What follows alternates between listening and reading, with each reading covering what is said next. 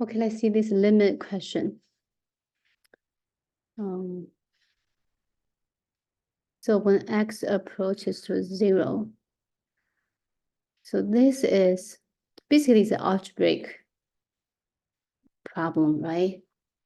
So we have to simplify these 3 layers of fractions, rational expressions.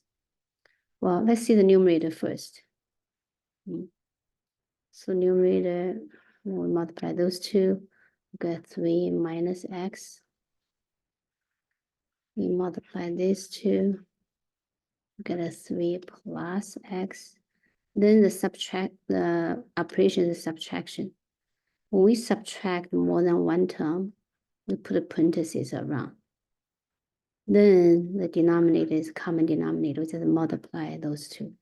3 plus x times 3 minus x. Let's see what we get.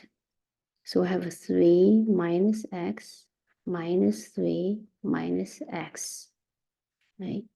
Then divided by the denominator, common denominator, 3 plus x times 3 minus x.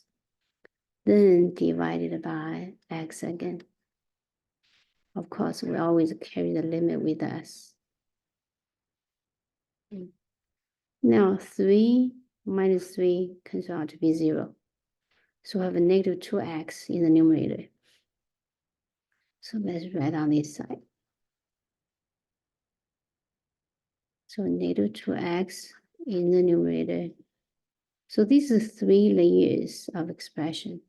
So we can think as negative 2x divided by 3 plus x divided by 3 minus x, then divided by x again. So we can put the two denominators together. 3 plus x times 3 minus x.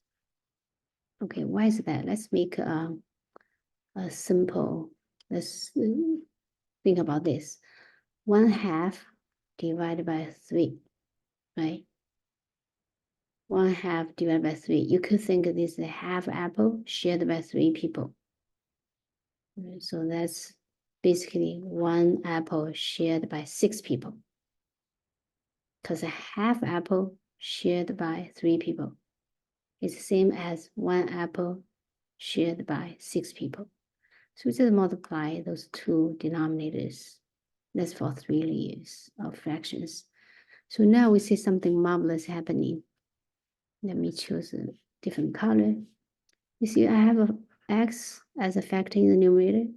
I have x as a factor in the denominator. So those two x divided by x becomes 1. Becomes 1. So we're left with limit when x approaches to 0, negative 2. Negative we can write up front of 3 plus x times 3 minus x. So now we check. So before we see this 0 is not in the domain of this rational function, right? But however, after we simplify the rational expression or the rational function, the 0 is in the denominator. The 0 is in the domain of this new function, right? So if 0 is in the domain, we just plug in. So this we get a negative 2 over, or 3 plus 0, just 3. Just plug in 0 for x. Times 3 minus 0, also 3. That's 9.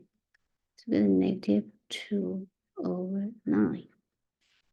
So the limit of this when x approaches 0 for such rational function is negative 2 over 9.